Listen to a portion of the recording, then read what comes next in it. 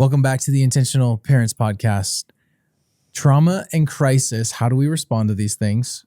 Most of us are going to experience that in life, some sort of trauma or crisis, some big T trauma, some little t trauma. I know Elizabeth and I, we've had a lot of crisis in our life. And so we want to talk about what are some of the ways that not only those closest to you can respond, what's a helpful way, what's biblical, what's clear, but also for the family in crisis, what are some of the things that we've had to learn through hardship and the hard way.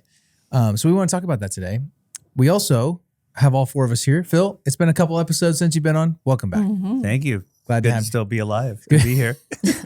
Oh man. I feel like, have we told that story? Do we I don't know. need to You need tease to that ask him out? if he wants to tell that story. That's up to him. I think it's a no. So I think the point is right now, though, we're going to tease that out. One day you'll hear a great story, but Phil's okay. You did break some ribs and you're all right. You broke an arm. I'm feeling really good right now. You're feeling strong. Since we're leaving this weekend. Yeah. So that's good. Yes. Well, I want to say thank you for everyone that's rated and subscribed. It's so helpful, isn't it? When people rate and subscribe, you can say yes. Why? Please talk to me about this. Because every single time you say that, I think I have never rated and subscribed to any podcast. But wait, I should do that. I think of it every time you say it. Wait a second. It's Confession. not about. You haven't done anything wrong by not rating a podcast. I'm saying, I was asking the question, isn't it helpful? It's helpful. And to that, I think It's we just have to say, and I should help it some is. more podcasts by doing Yeah. it. It's amazing how that became so much about guilt for your own self. That Yeah. says a lot about you. Anyway. Yeah. Well, no, I'm literally teasing, every I'm time teasing. you say it, I'm like, oh yeah, Yeah, I but should She's do that. convicted by Yeah. her.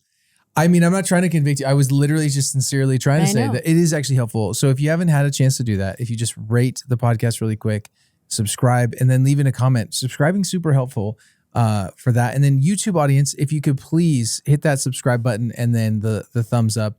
And even the little bell, it reminds you when we actually have new episodes that come out. We have a growing YouTube space, so you can watch all this or check out a bunch of different shorts. We have a bunch of content over on YouTube that we are not releasing in the podcast space. So if you are curious what that is, go watch it. You can So subscribe that's really there. great, but will you show me after we're done with this episode how to do that? I will. This is. I don't know if this is beautiful or sad. I'm not sure which one. Your wife is feeling convicted by you, and your and- mother-in-law she's like, saying, I've never even Can seen you this teach on me? YouTube. I'm thinking of the different world our kids are growing up in, because I have a blackmail video on my phone of Duke when he was probably, I don't know, 8 or 9. Had maybe seen one YouTube video in his life. And it's him with a fake YouTube channel. He didn't actually have a channel. He was just, just recording but himself. videos of him and his Welcome buddy back to the channel. Solomon. And him saying, welcome back to my channel. Feel free to hit that like and subscribe button. And him doing Lego tutorials. I did not know that. I didn't know he had said. I mean, I knew that happened. I didn't know he said, "Go ahead and hit that like and subscribe button." Oh, he most definitely Wow. did. And I am absolutely saving those. I mean, that's kind of the world we're living in. So, wow. So thank you for that. A couple other details. Motherhood Retreat is coming up October 23rd through 25th. We don't like to timestamp some of our episodes, but if you are listening to this and it is before October 23rd, 2025, we have our Motherhood Retreat. We are getting close to the end of our tickets. Excited about it. So please, for all of you last minuters, and honestly, this stage of life is just last minute. Sign up. That's great. And we can't wait. We have some fun surprises happening, and we're getting ready. Have some fun announcements we get to share there, which is good. And then also want to remind everybody, we are just in this push right now of reminding everyone that Intentional is a nonprofit, which we rely on the generosity of our legacy builders and really your generosity to help get this word out to people. And that's spiritual formation in the family. And anyone that gives $25 a month or more, it's a monthly contribution. We're going to send the new book that I just wrote, Sowing a Hidden Seed, which is daily prayers for your child's soul. And these are 31 days of prayers for you to pray over your kids. Honestly, pray over yourself too. Yeah. But just take advantage of that if you'd like. We will, as we've mentioned last time, we will sell the book in the near future. But just as a heads up right now, we're just kind of doing that campaign to help people know that we would love to partner with you in that way. So those are some of the details. That's some of the housework, some of the details for today. But we want to talk about trauma and crisis. And, you know, obviously hard right turn. Let's talk about Galatians 6:2. And we want to kind of share this from our own story. This has been an episode that, Elizabeth, you have actually multiple times said we should do an episode on crisis in the family, trauma and crisis, and how to respond to it. How to navigate it as a family. Yeah. Yeah. And so really that's what we want to do. So Galatians 6:2, I'm just going to start with that really quick. And we want to start there because it's easy to think that for anybody listening, like, yeah, people are in crisis. Maybe even your own family, extended family is in crisis. It might be even easy to think like, well, that's not my responsibility. Or why do I need to help? Or I'm not really close. There's a lot of these different things we might tell ourselves. But I think it's important to start with the scriptures are really clear. Galatians 6:2, carry each other's burdens, and in this way you fulfill the law of Christ. Burdens could be a plethora of things, but I think it also very much includes different traumas and crises that we go through as families and as individuals. And so we want to talk about that today, carrying each other's burdens and actually how do we live that out. And I'll just say one more thing, and I'd love to hear everyone's thoughts just to set this up. As we carry someone's burden, if you think about that, it's a really interesting idea. It's carrying the weight of someone's problem. And that means it's probably going to weigh on your shoulders and it's going to be heavy for you too. And I think of it like upon this airing, again, we don't like to timestamp stuff, but upon this airing, obviously just yesterday, Charlie Kirk lost his life, and, a ton of people are talking about that. And we're not trying to talk about that from any angle other than to say, what a moment of crisis, not only for him. You think about his wife, his kids, his family, his parents. And then you think about it as a country, right? There's crises that happen to us. There's a burden. Like I couldn't shake yesterday. I just felt heavy, really heavy. And I'm not, those things don't usually impact me because we're so connected in our world that we can often hear about a lot of different things and kind of go, well, but this was just particularly, obviously there was an evil element to it. And all to say that there's crises happening all around us. And what do we do maybe as a country, as individuals, as families? We have a responsibility in one part or another to actually carry each other's burdens, to step into the messiness of someone's story and to help. And so that's the stage. Fam, go hard. What are your thoughts? Who wants to go first? You want to start? Look at how everyone's so proper. I think Would you like to Elizabeth go? leads this. I like it. I think, she's endured the crises with a capital C in our family. Not that other members haven't had their own crises, but as far as traumatic with a capital T. Yeah. I'd love to hear your perspective, Elizabeth. Yeah.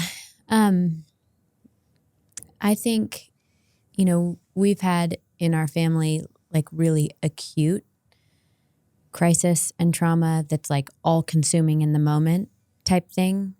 And then we've also had ongoing effects of that because of that, kind of both. So I think of there's like the really hard things that happen that are like all consuming for a time, but then life returns back to somewhat normal. That's one type of crisis and trauma. And then there probably more often the kind that something really hard happens and there are ongoing effects for years and years and years. And I think I've learned a lot in walking the years and years and years, the last 10 years, of both the acute and the ongoing effect. And just the different seasons of what that feels like to be the person experiencing it, and the different needs that arise, whether it's during the acute phase or in the long-lasting phase, in ways that family can, like extended family, can show up and be the hands and feet of Jesus and be a place of healing, even though they can't fix it or take it away. And I think I've just seen the value of a family knowing how to walk through hard life together and how helpful that can be and how much it can literally help carry the burden. It doesn't remove the burden, but so often we just need to know that somebody sees our burden, they know a little bit of what it's like, and they're willing to help shoulder it a little bit. And maybe just to add, beautifully said, just to add, it can also be friends, because some people have really challenging family situations. And I think what's so cool is how we're the family of God. So when I say family, I mean I have friends that are closer than family, right? That have become family. Yeah. And so I think there are those things as well to highlight, like this could just be someone who's your friend. I wonder if it'd be helpful to just start with a story. Yeah. To share like where we've experienced this as a family, the four of us, and we'll stick with the four of us because that's our lived experience. But I think to start with the story, and honey, please, I would love for you to fill in the gaps or just color the story as well. But we had we've had many different moments where you, Phil, and Diane have come into our life to help, not only help make this beautiful woman here. So thank you for that. But then also like moments where you stepped into our life and really been able to shoulder something with us. And so two particular stories stick out. We've shared the story of Birdie before. She had catastrophic form of epilepsy at 6 months old. Everything was fine. She was totally healthy. And then all of a sudden she wasn't. And then she had long-term permanent brain damage from this catastrophic form of epilepsy called infantile spasms. But that's the story. We're recovering from that to this day. Still, there's a lot of recovery happening. And our family changed in that moment. It changed forever. And her life changed forever.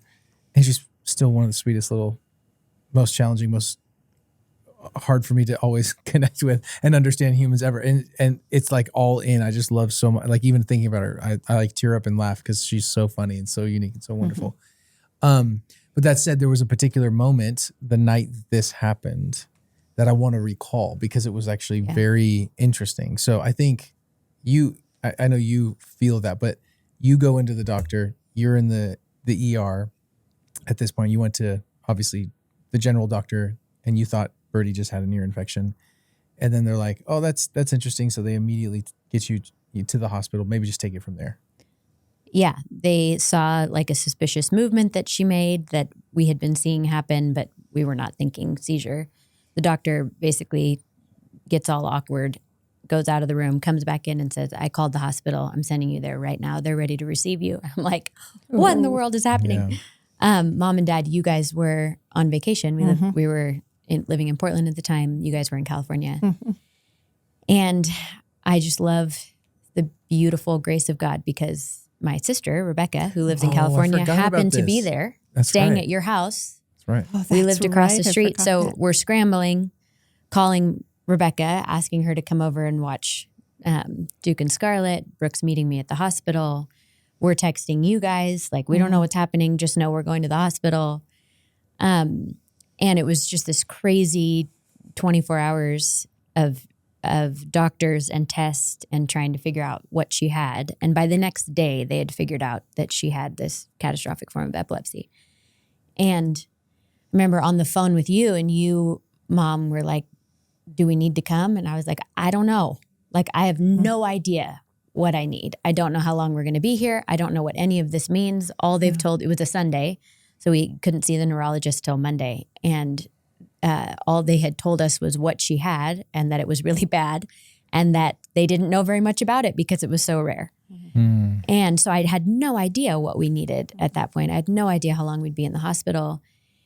And you guys made the decision on your own, like, we just need to pack up and head that way because we know they're going to need something and we just want to be there. But can I pause the story right there? Because we're in this crisis in Portland. I mean, who knows what time of the night it is. We're just texting you. It's like, no, time doesn't matter.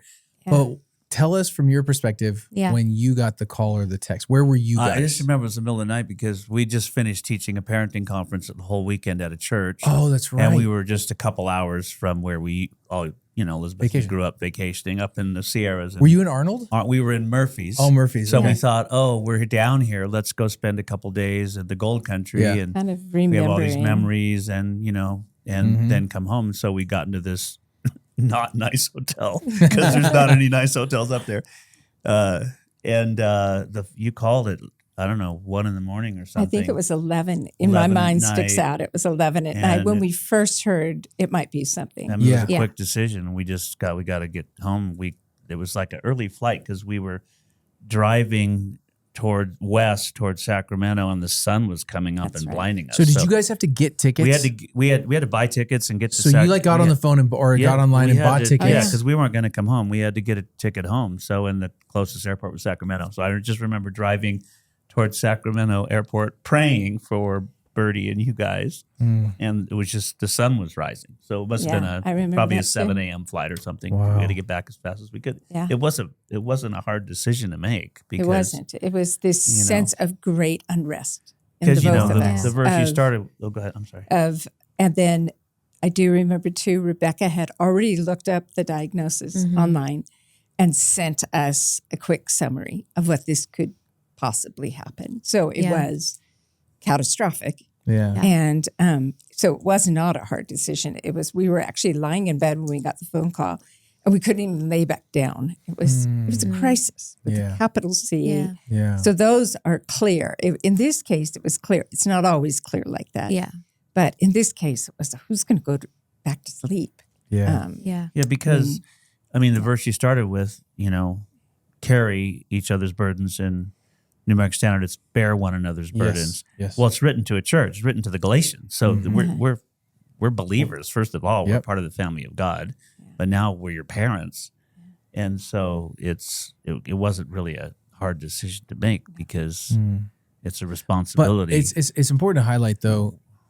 I know to you it wasn't a hard decision to make, but that is not the common thing. Now I know that there's a lot of people listening like, yeah, I'd absolutely go, but you have a choice just like everyone else, and you could have said, we're going to ride this out. Let's kind of like keep us updated in the morning. Just let us know. You don't know anything yet. Like, let's not fear. Let's not. You could. That would have been a completely reasonable response. I don't think we would have been like, oh my gosh, we're so offended. But there was also something really important, I think we can say from our side. You guys deciding to drop everything, especially the part of your life that's the fun part, this was the fun part. It's kind of easy to skip out on work things. It's harder to skip out on the stuff that the vacation moments when you set them up for so long. And you guys just stopped everything and came home. And I think even though you couldn't even really do much, right? Like at that moment, it wasn't like you could be doing anything in the hospital, but you were there. Yeah. And I think that's a huge thing to note is the presence in these moments of crisis matters in a huge way. And you guys literally stopped everything and you came, and your presence was so comforting and felt. And I think I'll never forget this image because it's so strong in my head. And I think it was you guys, and at that time it was West Side, Bridgetown, 26 West, like these were the churches that we had planted in that area. And I think that I can't remember who it was, but someone was calling on the elders, but it was like not just of like West Side, it was like Bridgetown and all the different churches. And so I just remember we're in Portland at this very small hospital room, and all the elders and their wives and come in and just with an insane authority all the nurses on that floor, the ones that were saved, were just like speaking in tongues and praising Jesus. The other ones were like, what is going on? Why are there and they're like 30 shoved people into this in that hospital room? It was so small. Yeah. And I have so sweaty in there. But I have to believe, and it was loud. The door couldn't be closed. Yeah. No. And they're just like claiming Birdie's life. That's right. And I remember that too. I'll never forget it. And why I'm sharing that story is because it was amazing to see. Like, we don't know, and this is a tangent, but not really. We don't know how much worse Birdie's situation could have been. Yes. I think there was tons of prayers answered in that moment. Now, the full kind of healing we wanted or we want hasn't happened like that. But I have to believe, because the case that she has, infantile spasms, we also met kids that have had this, that they usually die between 5 and 7. Yeah. The amount of kids that we have met that can't walk, can't eat, have never been able to, is not uncommon. And so I have to believe, the fact that Birdie's a part of the best case scenario for what she has is in due to these moments of these people coming in and praying and just being present. So I just wanted to highlight that. But fill in the gaps, honey. Well, just one thing I think it's important to say with that. Every family is different. Yeah. All the dynamics are different. There might be somebody listening who's like, I would not want my parents to just come without asking me. Like, that would not be helpful. Yeah. Absolutely. And so I think with this, as you navigate this, I'm thinking to the extended family. You also have to know the relationship you have with whoever it is you're feeling burdened to help. And you can't put all the onus on them of saying, well, you just tell me what you need, because they might not know. But I do think we had the type of relationship where you knew coming home and just being available was not going to be burden to Right. us, that would be Right. helpful. But I do think there's sometimes in this, you kind of have to say, okay, here's the 3 things that I'm thinking. I'll do any of them or I'll do all of them. What would be most helpful? Yeah. And then you can't be offended if they turn down No. the one you thought would be most helpful. Or that you wanted know? to do the most. Yeah. So I think it's hard to talk about this because I'm thinking of like, there are some people listening Yeah. who the parents are going to come in and they're going to take over. Right. And it's not going to be helpful. Yeah. But I think in our case, I think the point is being present. Like there's so much power, we've talked about it a ton, in just being present to people, being present to what's happening and not trying to make it better than it is, hyper spiritualizing it. Yeah. Like just being present to somebody in their pain, which means you have to know what's going on. You have to understand what the diagnosis is. If you can't connect with it, you have to find ways to try to connect with what's happening and not be afraid to fumble and to not know how to say the right thing. I think we've talked about this before too. The most hurtful thing is when people, whether family members or friends, just say nothing because they're afraid to say the wrong thing. Right. So presence does not have to be perfect or that you have to feel like you have the right thing to offer or the right thing to say, but just being available. In order to shoulder somebody's burden, you have to be really available. But I would add to that with very little expectation of what that person, the family member or friend in crisis, lower your expectation to almost nil, because a person in crisis, that's not the real person. That is just fear and anger and terror, all coming to the surface at one time. Yeah. And so almost expect that the person in the middle of the crisis is going to be kind of on a free for all. So if you go in just with some resilience and say, I need to let this person that I love so much vent or complain or criticize me or, just be in the moment. I think that's what family can do, and some friendships of people who've really walked together in community, but that's rare. Yeah. But it's who we want to be as a family. Like wherever you are right now, I can take that because I see I see who you really are. Yeah. And That's good. when I had a much smaller crisis, but it felt scary when Matthew was 8 and he got diabetes and I was in the hospital. That's Scary. big. Yeah, That's it's big. huge. My parents, I was terrified. And my parents did ask, what can we do? Do you want us to come? And I said, no, wishing I Would have said could say yes, because actually my parents are really good in a crisis. They just could do stuff. Jump in, They were doers and helpers. But I said no because I was concerned about having to I'd always played the role in the family of I take care of everybody. And I didn't have the capacity to take care of my kids who were at home while I was in the hospital, plus my parents.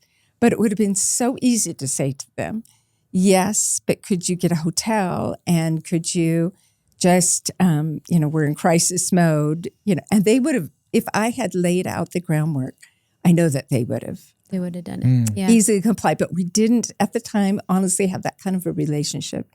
And I didn't know how to express my needs. So Haven't you said before in the back of your mind you wished they had just come? Oh, yeah. Even Wish though they'd you told just them done not it. to. I do. I just wish they'd gotten She in wished there. they would have come. I wish they had. But that's on me. But yeah. And they couldn't have stayed with us because we were in that horrible right. apartment at the time. Gosh, Oh, I remember. I know. Oh my gosh. But the idea of lower your expectations if you are the person coming in to help.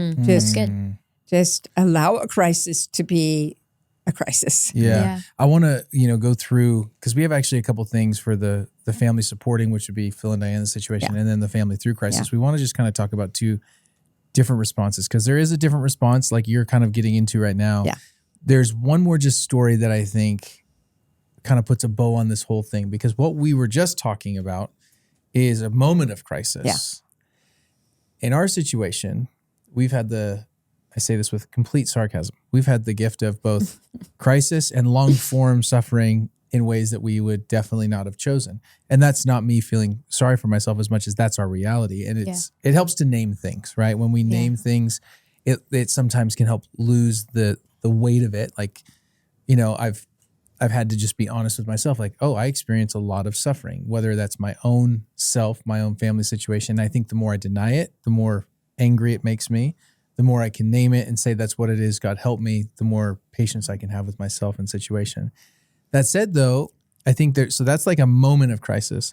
Something that's also been, again, we're going to stick to just us four, that's been really helpful is the story of you guys moving to Bend. So we all live in Bend, Oregon, and turns out that most people really like Bend because where we go and travel, they just go, oh my gosh, I've always wanted to go, or oh, I've been there, I love it.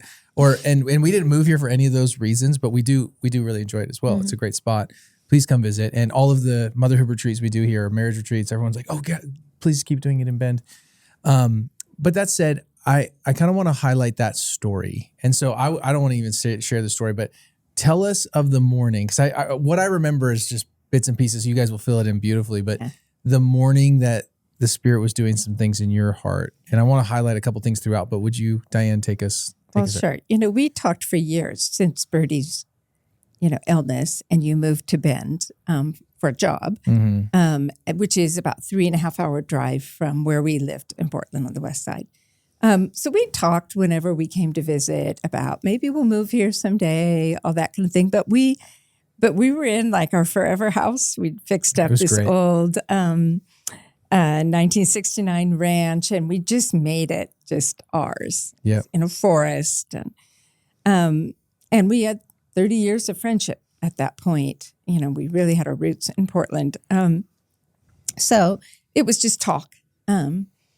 But we got up one morning on a weekend. It was a Sunday morning, if I remember right. And Elizabeth, you had recommended a book by Jerry Sitzer called A Grace Disguised. The Grace Disguised. I bought the 30-year anniversary edition. So I did what readers aren't supposed to do. And I went to the very back. What was the edition he wanted to add?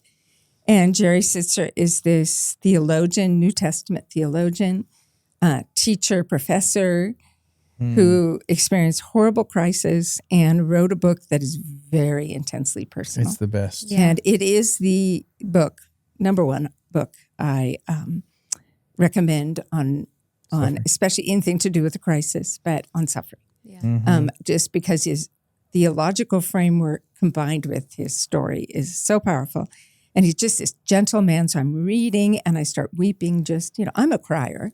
So, but I usually just well up with tears. Weeping is rare. I just started weeping when he got to a part about that you're never over a crisis like this. You never get over to the other side of the mountain. That it's with you for the rest of your life and it reshapes your entire life. And this is my little girl. I mean, okay, welling up with tears. Okay, no weeping, I promise. Oh, that's fine. And just sensing this is it. This is not going to get okay. At that point, we understood it was not going to be okay. And that Birdie would carry this, who I just love and adore. She was the most connected infant I'd ever seen.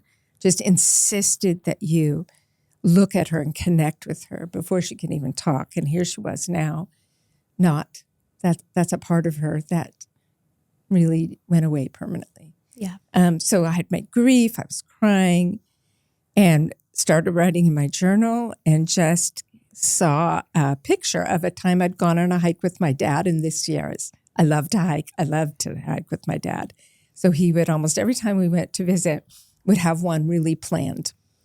And we were hiking and it was hot and it was sweaty. It was steep. We were going to the very ridge of like a caldera.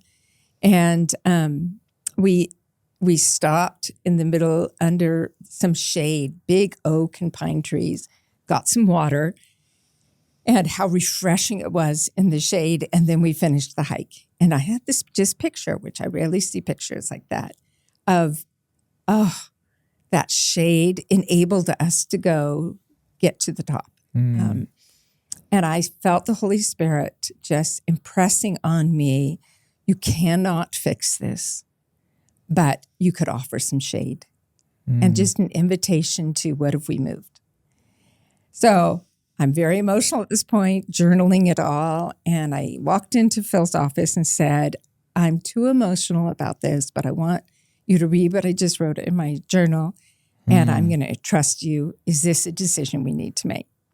And then Phil. Well, you didn't just say that. You said, I think we're supposed to I move think to we're bed. supposed to move, but I'm very emotional. Yeah. So she said, you said your eyes were all red. I know. Your nose was red. and you Ugly were crying. ugly cry. And you said, I think we're supposed to move to Ben, but I'm so emotional about it. I'm giving it to you. You Yes. decide. Yeah. Yeah. So, but out of my love and respect for you, and we were already wrestling with a number of things. We were even thinking about coming over more regularly, or should we buy a little cottage? And we realized we can't afford it. You know? But there was already a tug to help, so it wasn't like out of nowhere. Yeah. Of course. But because of that, I'm a practical person. I just jumped right on it. Called a friend who got us into this little cottage, and to seek advice, both on a personal level because he knew our family, and on a practical level, and just as a brother in Christ and a godly man, he said, "I think you need to move." He's why am I crying? It's emotional. It's emotional.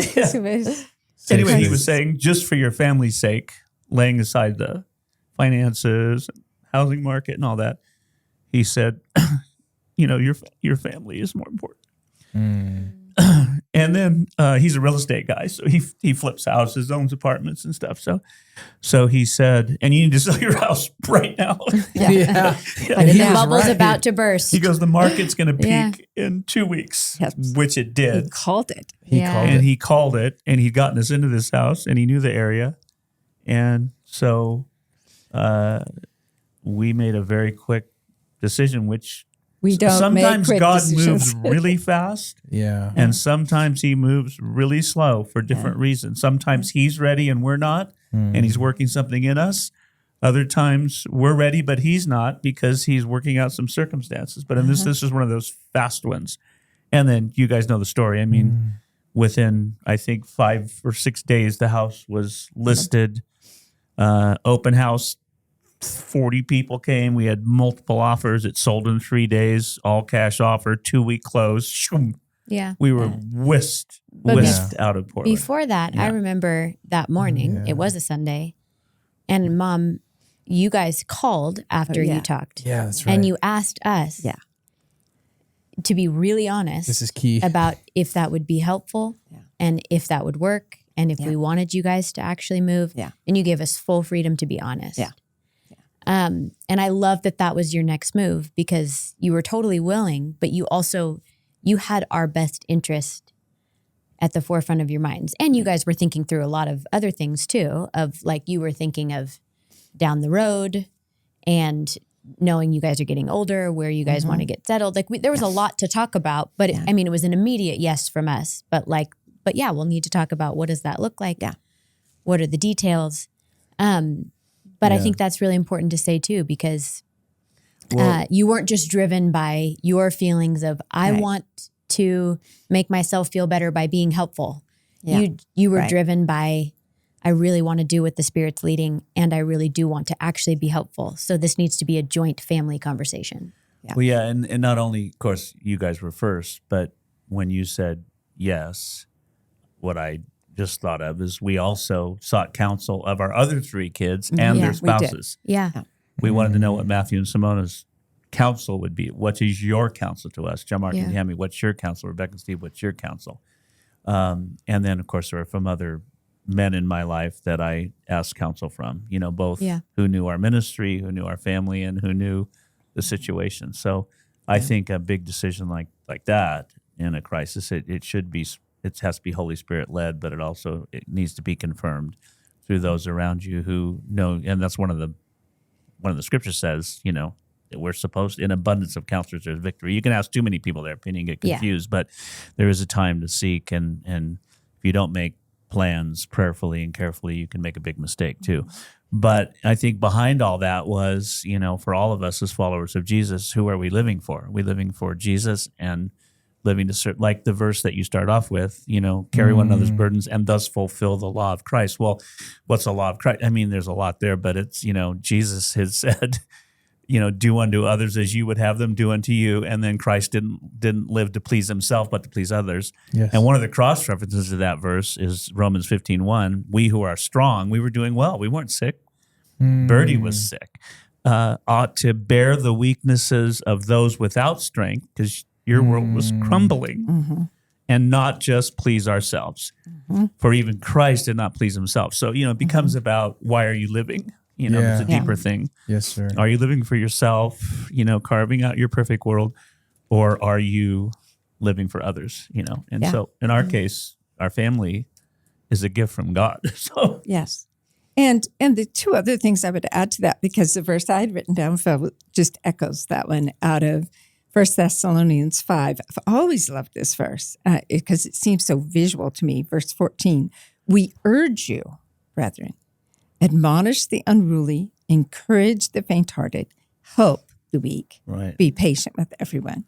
Yeah. And that's just a beautiful verse of really speaking of the whole family of God. But also, we actually were available at that time because we weren't tied to a job in Portland. We were already we're doing intentionally. We realized we could do it wherever we needed to. Yeah, so we weren't leaving that's a factor church. you have to understand too. That's not practically even you always could. possible or financially possible. Yeah. If you guys had been living in Southern California, we could not have just moved. Yeah. It wouldn't have It been would have been harder, financially Yeah, that's feasible true. for us. But I think I love that you said that, because I want to highlight another way. And obviously we try really hard on the podcast to share our failure stories more than our success stories. And obviously we're highlighting ways that you guys really showed up in a beautiful way. But we're doing that on purpose because I think this has been a particular strength of yours. And another way that you guys have ongoingly showed up, I mean, we've been at this almost 10 years now. So this was, again, not a short-term thing. But another way you guys have been incredibly present, and anybody could do from a distance, even if you guys hadn't been able to move, is that you guys have beyond just wanting to kind of understand what's happening, you guys have become learners of what's happening, because, and this is going to make me emotional, from a place of deep love for us and for Birdie, you want to understand her because she's your granddaughter. And so you guys have gone out of your way. Mom, you read every report from every doctor. You've sat in on appointments to try to understand. You've listened to me for hours explaining why certain things are functioning the way they are. You are the people I text in the middle of a several hour long meltdown, which happens all the time. Like, you know what that actually looks like.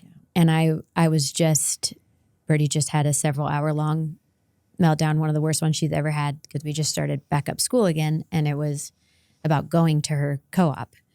And it was like a horrible night the night before, and I got her to school. She was able to go the next day, but I just felt like I was dead. Like, just walking on the campus, like hadn't hardly slept, just deeply grieving in my spirit. And I'm walking across this campus feeling so lonely. Like, there's all these silent things we carry because our family looks healthy on the outside. And so there's a lot that we carry that's just hidden. And yes. thinking about the loneliness of certain types of suffering as I'm walking across that campus, just like beaten down, but have to carry it. And I was thinking, but I don't carry it alone. Like, you guys know that happened the night before. Yeah. Like, we have people who actually understand that when I say she had a meltdown, it's not she had a minute of saying she didn't want to go to school. No. It's like hours and hours that greatly impacts the entire family, that nobody sleeps that night, that it's, Well, the ripple effects of how that impacts our marriage and impacts our kids. Yeah. And so I think you guys have shown up in the long haul of really that deep knowing. And I think of, like, even that word in the scriptures when it says that in David in Psalm 139, when he says, you know me. Yeah. is the same word of Adam and Eve in the garden when Adam knew his wife Eve. Like, it's a deep, intimate knowing. And that's what God is to us. And I think that is this unique role that family has because we do deeply know each other because we've spent so many formative years together. But when as family, we can step in and we can know what that crisis is like, even if it's not our lived experience, but to take the extra steps to learn, to read the reports, to really sit and feel the pain. It is much easier to not know because you don't have to feel as much pain. It's true. Or worry about the future. Yeah. And I just so appreciate that about you guys because as she's gotten older, I have this kind of new pain I carry as a mom of like, gosh, I want people to know her. Yeah. She works so hard to mask the fact that she carries all of these things. She's hard to know. She's hard to know. She shuts down. Yeah. But I feel so loved by how much you try to unfold her. I mean, you were just saying they were over at your house last night so we could go on a date. And you were just saying Birdie was totally shut down when she got there. And you know her well enough to know you don't want to overwhelm her with questions because she'll shut down more because she'll have anxiety over answering the questions. And you said you were praying as you guys were walking to the park, like, God, help me draw her out and know how to draw her out. And then you were able to because you know her. You knew what topics to talk about to get her talking. Two topics we have in common: a love of horses and a love of reading and books. So that's what we talk about. Yes. And it is kind of a key to unlock Birdie. Yes. Yeah. And for her, it's more than just unlocking her interest. She feels like, oh, I'm not as different. We have these things in common. I think, well, maybe just to surmise some of the supporting family response, because we've talked about it, but just I think for people, if you're like looking for maybe just like, how do we cement this? Be present. That's the first thing that we saw. You guys practiced empathy over giving us solutions. You were just there. That was huge. So I think if you can first be present, second, really do a good job of practicing empathy. And third, what you just talked about, learn what you don't understand. Yeah. You know, if it's a medical condition, if it's grief, if it's trauma, like learning and not just saying, oh, well, that's probably not as impactful because, you know, you don't understand it. We write things off we don't understand. And I think there's a lot of generational moments where that happens. And I mean, we were at a speaking thing and a grandparent came up to me and he said something that I was so embarrassed for him that he even said, but it was along the lines of like, so yeah, could you help me use the right language to tell my son that his son is just over the top. He's basically a baby and he needs to toughen up. And I was like, oh, your question says so much about you, sir. You know, like, yes, sir, Navy commander. You know, I was like immediately like, oh my gosh, like, you're not going to like what I'm going to say, you know? Yeah. And I was really honest with him. I was like, this is your problem, you know, but, and I was nice about it. Nonetheless, I think the point highlighting, like, we can get trapped into our ways of thinking and how we did it. Learning a new way is really hard. Generationally, things have changed. Kids are not the same as they used to be. Every kid is different. Trying to do the same parenting style for each kid does not bode well for each kid or thriving. For each era. Each era. A great way said.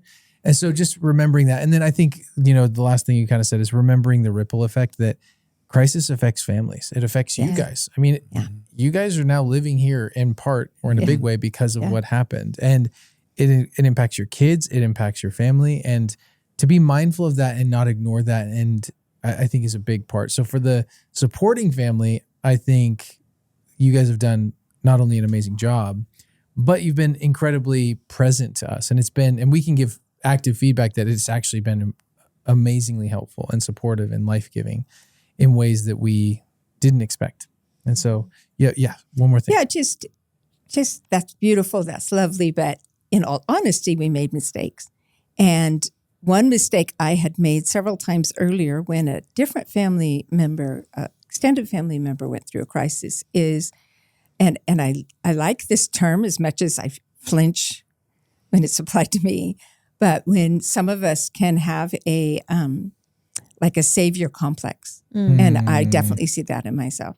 I go in, I rush in, I want to help partly because I want them to be pleased with me or because because of a savior complex. Yeah. And I'd made that mistake in extended family relationship, and that does not, in a crisis, that is very negative to do. Yeah.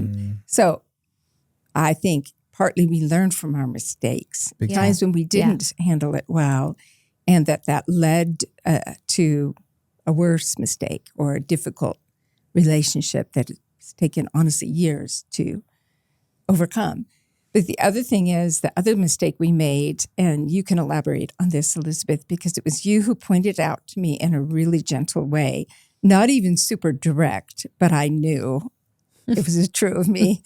When we try and tie, especially in Christianese, we, in the name of being hopeful, and sometimes in the name of Scripture, we want to tie everything up with a ribbon, a bow. Yeah. I think that was the way you said it to me. And Paul said something like this, because he had this group of people in Thessalonica that were just really good at loving, really good. I mean, he basically says to them, you guys are so great at loving. I don't even have any doubt about it. But then this term I like, but excel still more.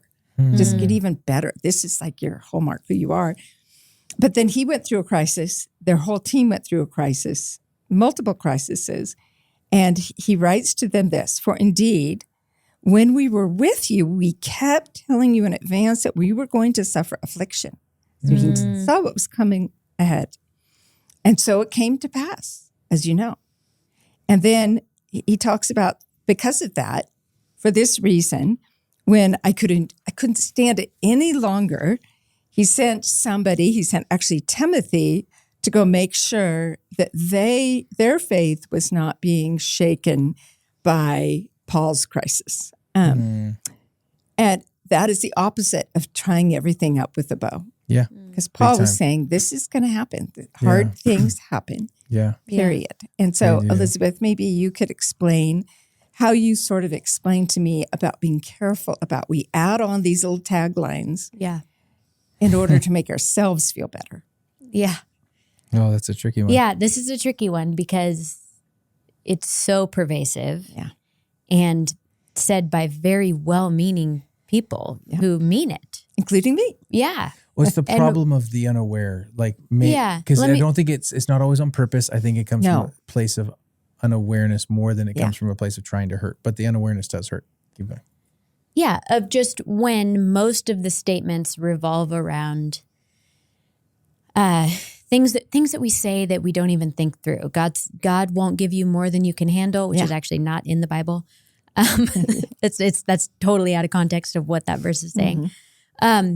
Or like we heard a lot, and I still hear a lot, like God knew that you guys were going to be her parents and that you guys could handle this.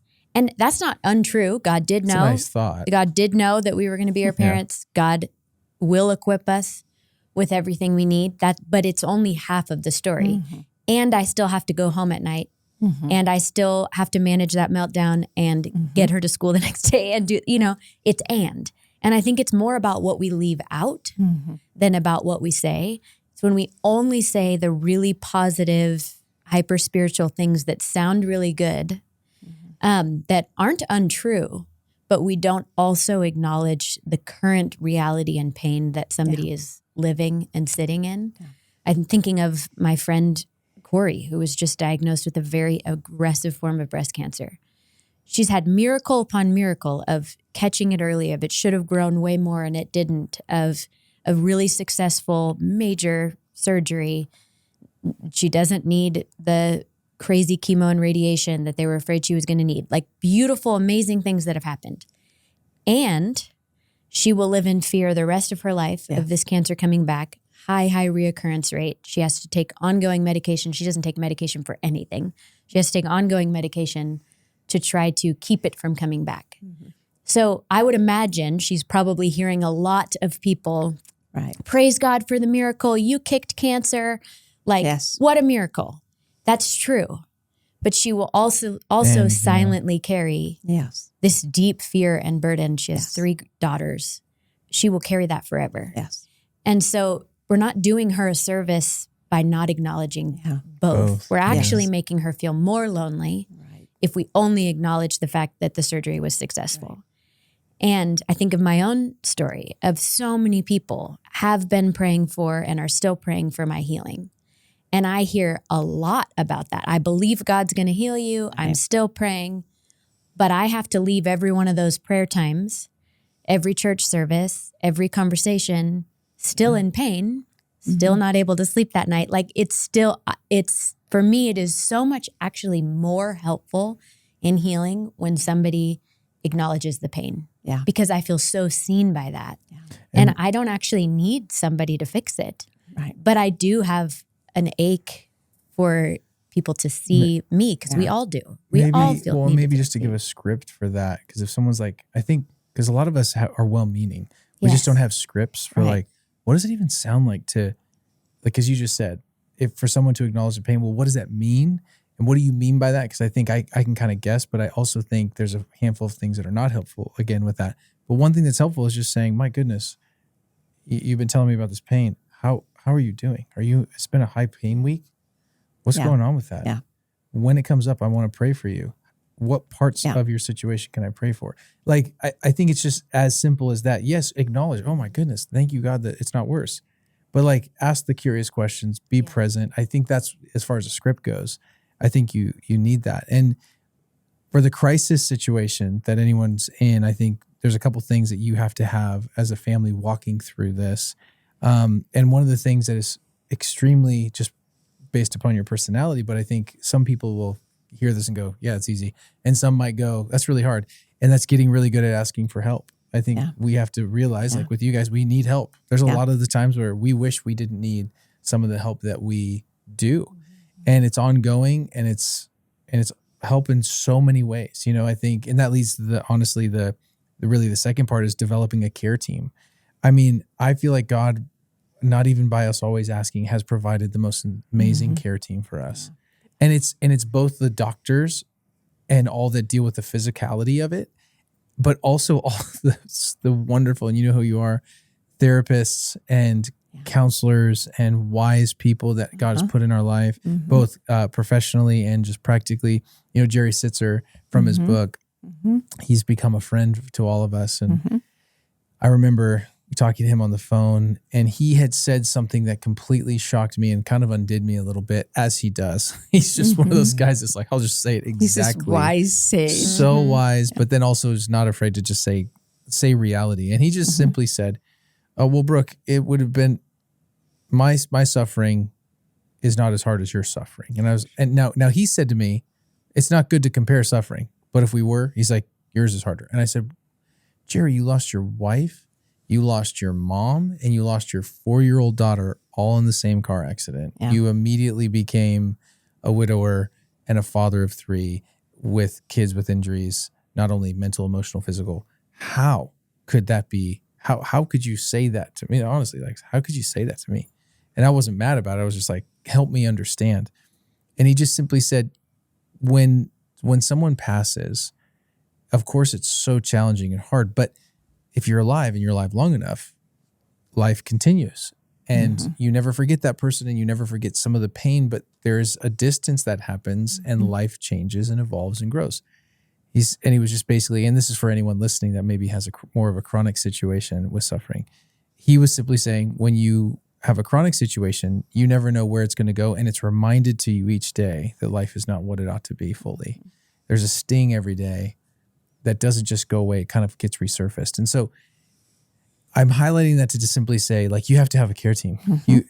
Because it's so hard to know when those days are going to be really hard, when they're going to be really overwhelming, frustrating, sad, what you're going to need in the moment. And I think that has been probably one of our biggest gifts, is the care team around us. Yeah.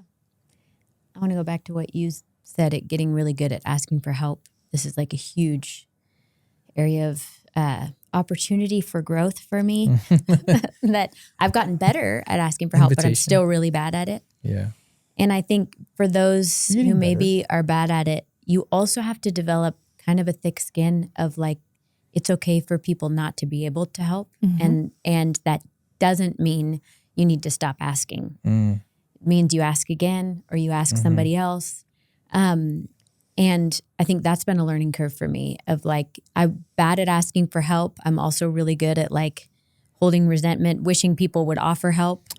It's terrible. It's a terrible combination. But I also know it's human, and it's what a lot of us struggle with of like, we want people to step in and help, but we don't want to be a burden, or for some, they don't want to be perceived as weak. For me, it's, I don't want to be a burden. Both are a different form of pride, really. Yeah, they are. And so for me, it's still been a learning curve of like learning to ask for help, not be resentful if somebody can't. But back to also connecting it to a care team of that's why you need a team of people, because You do. you guys can't help all the time. We can't do it all. And we're good at certain kinds of helping and not good at other kinds of helping. Yeah. And and that team needs to be diverse because I think it takes a while to figure out in the long haul type of suffering what it is you actually need. There's not a ton right now, and really has been for years, that practically somebody can do. For us, it's a lot more like emotional. You guys help probably the most with the practical of just like respite care. I feel like you guys are like our respite care. We should throw a party for our care team. We should That throw a would be party so for our care fun. team. Remember Amazing. Birdie's first birthday? No, I know. yes. Her that first was birthday so party good. was kind of a basic. party for her doctors and nurses, Oh, I basically. remember that was We should amazing. throw a It was party. wonderful. But you're right. We should throw an appreciation This party. is an accountability for our- moment. If you hear this, please remind But me also, to do this. so could I just piggyback on that? Be specific. Yeah. Because like for me, I'll see somebody in a crisis or in need and I want to help, but I don't know how to help. And so if somebody tells me something and I think, oh, I can do that. Yeah. That I can do. Then that gives me actually that does actually help, even relieve my burden for them a little bit. Yeah. Knowing that I could just go in and do this one small thing. Okay, but I want to say something else to that. Yes, and I think there are some times when the person who needs the help can clearly articulate what it is they need. Most of the time, they can't. Right. And I think the best way to approach it if you don't know how to help is surely some things have come to your mind of things, well, maybe that would be helpful. Yeah. But you probably then tell yourself, but I don't know and I don't want to overstep and I don't want to be a burden. Right. The most helpful thing you could do is think of 2-3 things that you could do and you know you could follow through on. Okay. Yeah. And reach out and say, I'm thinking of one or all of these 3 things. Here's what I can do. Here's when I can do it. Yeah. You tell me which of those or all of them is helpful. Yeah. And then they're only making one decision. They're not having to search this backlog of like, well, I don't know. If I ask them to help with that, then maybe they won't be available to help with this down the road. So I don't want to ask them. I don't want to use them. But if you can just say, here's the 3 ways I can show up. I can do all of them. I can do one of them. You tell me. This is when I'm available. That's great. helpful. That's super helpful. That's so helpful. And then you're not having to guess. You're trusting that the person's going to be honest that you offered the 3 things. But I don't know that I've ever taken anybody up on it when they have said, let me know if there's anything I can do for you. Yes. Because you give them a choice. Or offered me like kind of a vague, well, maybe I could do this. Like the responsibility of me having to follow up and say, you mentioned that thing. Did you really mean it? Could you do it at this time? Could you? I just won't do it. I won't reach out and ask that. So I think that's good advice. And then also the helper is also getting to do what they're actually can do. Exactly. And are good at. You know, lots of people bring meals. That's great. I just never want to bring a meal because I'm insecure about whether it will be something they like or if it's good enough or whatever. Or also the other thing is to bring a team of people with you. Say, these 3 of us, your friends, your family, are thinking maybe you need house cleaning help for the next 6 months. We'd love to pay for a house cleaner if you know somebody nearby who does that kind of thing. Something like that. Offer really tangible. Yes. And get other people doing it with you. So it's not too big of a burden. Yes. Well, I want to, 100%. because we could talk about this literally all day. I think, as that, what we're trying to hopefully do is just give some tangible examples. The last thing we just want to say, if you're the family walking through crisis, I think you need to guard your energy is the way that you said it, honey. I think that's really great. And guarding your energy doesn't mean that you don't do things, but you have to realize that when you're in a moment of crisis, you don't have everything for everybody all the time. And that means there's a lot of things you don't do. And there's a lot of things that you can't do. And I mean, I think it's almost like second nature, but I start to realize the moment I'm around other families that maybe don't have some of the same dynamics as us, anytime I'm always reminded about how different our life actually is. It feels normal to you and me, but like the amount of things we do, don't do, can't do, it just is amazing to me. And I think we also at the same time do a lot. Yeah. At the same time, like, I think it's important to say, what does your family need? Getting super specific with your marriage dynamic, with your particular need. And then basically, I mean, it's a lot of work. It's really a lot of work, but getting creative about how do we actually do life together in a way that is hopefully close to as thriving as possible. And so I think whether you're in crisis, now, or you come to crisis, our hope today is just to really give you some perspective and see how, this is something that we all have to move through at one point or another, and hopefully some healthy ways. Yeah. Closing thoughts. You had something. Well, I was just thinking of when you said guard your energy, and I was thinking of I'm having to do that a lot right now. And I'm saying no a lot to things because I think I'm more in touch with how much I have to give right now and where it needs to go. But I'm being more honest with people about it than I was in the past. I would normally be just very like, I don't know, I don't want anybody to be mad at me or disappointed by me. So I would find, some clear excuse of why I couldn't do that thing. But there's been a couple things recently where I've been asked to attend something and you've been out of town, or there's just been different reasons why I couldn't leave the kids. And I've just been honest about why. We're in a season right now where we can't, we can very rarely leave Birdie at home with the other kids, even though we have kids old enough to watch our kids. It's unpredictable. It's too unpredictable. And it just does not sit right with us right now.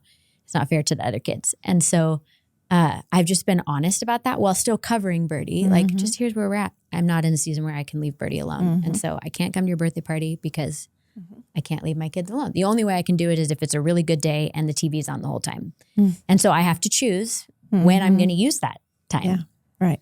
And I've just been struck by it goes so much better. I feel better. I feel more seen.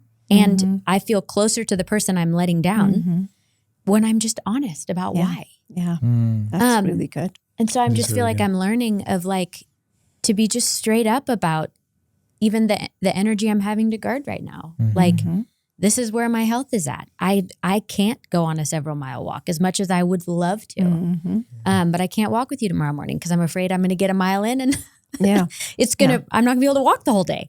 But just being honest about it, which I know sounds so funny and like, well, duh. Well, it doesn't sound funny. It doesn't sound funny. I mean, half of my therapy sessions are my counselor just reminding me that my life is as hard as it actually is. Yeah. I mean, that somebody grounding you, or a situation like this grounding you in reality, is of utmost importance, because we deceive ourselves, not on purpose, but we try to make sense of something. And even subconsciously, we're trying to make sense of like the world and how this all works. And so we try to justify or we'll say like, this is normal. And it's so helpful when somebody or a situation goes, no, it is actually that hard. Yeah. And it's okay. And it's okay it's that hard. So we could go on and on, but I want to just highlight, Phil's going to close us with a scripture. I am. Yes. Two scriptures. Really short. Really short ones. No, I was actually thinking that's a great way to end it today. Please take us. Well, I just was thinking Elizabeth was just talking. She was saying, I realize that I have a burden to carry right now, and this is what I can and can't do. Well, Galatians 6, which we started with, let's close with it. So you read verse 2, carry one another's burdens, or bear one another's burdens. But it's Diane that taught me this when she was teaching on this passage once, that down in verse 5, it says, each one shall bear his own load.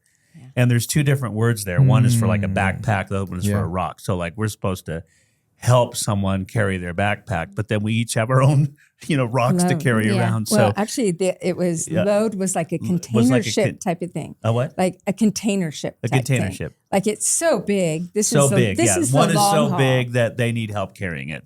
Another one, you can carry your own Yeah, load you with can. Christ's help, right? Right. Do I have this correct? Sort of. So it Okay. confused me too. Correct It me. confused me too. I love I've this. always So, wanted to study it, so this the is great. idea of the backpack is like us coming alongside through different seasons and saying, let me carry this thing for you right now because I see you staggering under this container full of burden that you are assigned to carry for the rest of life. You have to carry this. So how can I take a little bit off your shoulders? Is I think is what it really speaks Each one to. shall bear his own load. His own load. That's basically that fact that Birdie had a catastrophic illness that has interrupted the way her brain works, therefore interrupts the way she interprets the world and then responds to the world. So the point I'm That making, is the backpack they will carry. I mean, the Load. container ship. load for Yeah. the rest of our lives. Yeah. But we can come along and say, how about if I just invite Birdie over for the weekend? So so you have a little relief. Then that's carrying the burden for them. So what I'm pointing out here is that, you start off by saying we can offer some shade. Yes. So we do have a responsibility to pray to help, but Brooke and Elizabeth have to bear this Yes, load. they do. And so that's what I wanted to close with is that, we're not Jesus. We can't come in and solve every problem. And then, you made that one comment. It's not in the Bible. God never gives you more than you can handle. He does give us more than we can handle in our own strength. But then he's a very present help in time of trouble. So he comes alongside and helps. So he's helping you carry this load. That's too And much. we can come along and help you as you carry this load. And so we have a part to play. So I think for all of us, since we're not living for ourselves, remember this was written to a church. And I finished reading through the New Testament. So now I'm reading randomly. I was randomly reading Colossians. I just read through Colossians, which I don't read as often as Philippians. I love Philippians, and Colossians I don't read as often. Colossians. But Paul makes this comment in there, in my flesh, I do my share. And so I feel like we had a part to play. Yeah. And in our case, it was a big move, but other times it might be bringing a meal. But I think if we're part of the family and we're part of the problem and we're part of the solution, we need to do our share. That was what I wanted to close with. That's in Love Colossians that. 2. Do our share. I do my share. So when you experience trauma and crisis, take a second, whether you're the family that is giving support or the family that's going through the crisis, friends, family, all the mixtures above, be present to one another. God's given you each other for a reason. So be present and bear one another's burdens.